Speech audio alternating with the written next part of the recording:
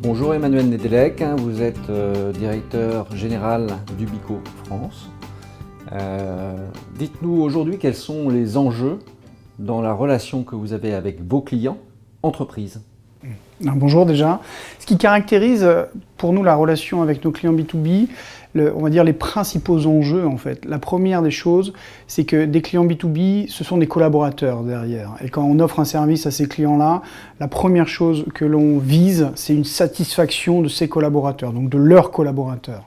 Donc c'est une fluidité dans le parcours client et c'est une satisfaction entière qui remontera mécaniquement aux décideurs et qui répondra parfaitement aux besoins de leurs collaborateurs. La deuxième chose qu'ils nous demandent de plus en plus, c'est de la flexibilité, c'est de l'adaptabilité, c'est développer les solutions pour toujours les accompagner leurs besoins finalement, leurs besoins qui évoluent également. Donc ils vont nous demander d'être très innovants et d'être flexibles et rapides. On est sur quand un décideur vous demande rapidement de mettre en place quelque chose, c'est pas 6 mois après que vous devez revenir le voir. Et la troisième chose, c'est qu'ils nous demandent toujours plus de simplicité dans le parcours client finalement. C'est-à-dire qu'avant, on pouvait imaginer qu'un collaborateur réserve par exemple son véhicule sur son PC. Aujourd'hui, bien évidemment, ils veulent que leurs collaborateurs puissent réserver aisément leur solution de mobilité directement sur leur smartphone. Pouvez-vous nous dire comment vous répondez à ces attentes ? Alors on répond à ces différents enjeux d'abord par de la proximité avec le client. C'est-à-dire on est à son écoute, pas que au niveau du client décideur, également au niveau des utilisateurs et donc de leurs collaborateurs. On fait des enquêtes par exemple de satisfaction annuelle qui vont nous permettre de voir les éléments satisfaisants, mais les éléments également vers lesquels on doit, ou sur lesquels on doit s'améliorer, ou les nouveautés que l'on devrait proposer. Ensuite, nous, en interne, bien évidemment, l'organisation est faite de telle sorte que dès lors qu'une demande nous est faite par un client, nous sommes en mesure derrière d'activer rapidement les différents services en charge de ces choses-là pour tout de suite lancer les pilotes. On n'est pas obligé de lancer le service qui va parfaitement répondre à leurs besoins. On va d'abord lancer un pilote, on va tester avec nos clients, on va regarder ce que ça donne, on ajuste et on fait des boucles comme ça régulières d'ajustement.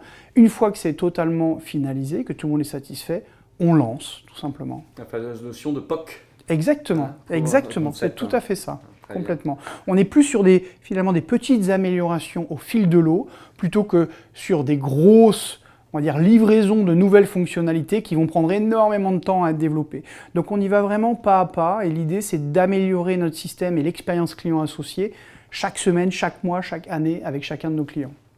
Pouvez-vous nous citer un exemple ? Oui, bien sûr. On a des exemples, par exemple, d'évolutions assez importantes au niveau de la technologie et donc de l'expérience client associée.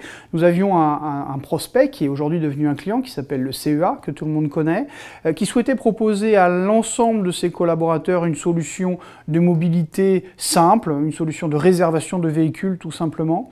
Mais il voulait également, en plus de proposer cette solution de réservation, permettre à chaque employé, sans même réserver, pouvoir arriver sur un parking, passer son badge d'entreprise sur le véhicule et partir.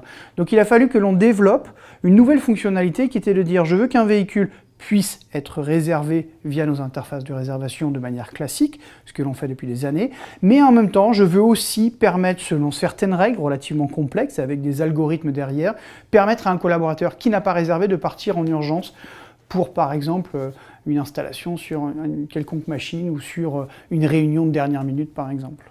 D'accord, donc vous leur avez apporté une expérience pour leurs collaborateurs. Exactement. D'abord, on a compris leurs besoins, on a vraiment essayé de faire un cahier des charges précis pour bien comprendre ce dont ils avaient besoin, regarder ensuite quelles étaient les évolutions nécessaires de notre système d'information, de notre système de gestion finalement. Une fois qu'on a validé tout ça, on a développé, on a réfléchi à la manière dont on pouvait organiser les choses, on a lancé ensuite les développements, on a testé et depuis on est, comme on dit, en roll-out, c'est-à-dire que l'on est en déploiement et le système fonctionne.